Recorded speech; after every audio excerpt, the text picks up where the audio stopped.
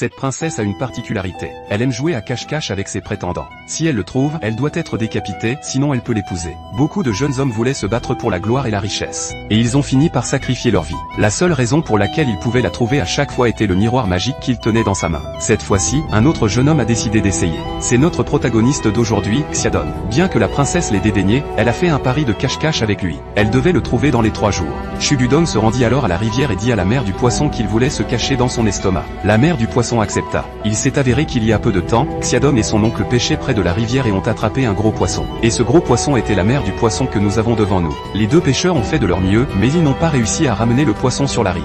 Mon oncle a eu l'idée de découper le poisson avec une hache. Il s'est donc détourné pour chercher la hache. Et Xiaodong a été chargé de tenir le poisson. À ce moment-là, la mère du poisson a pris la parole.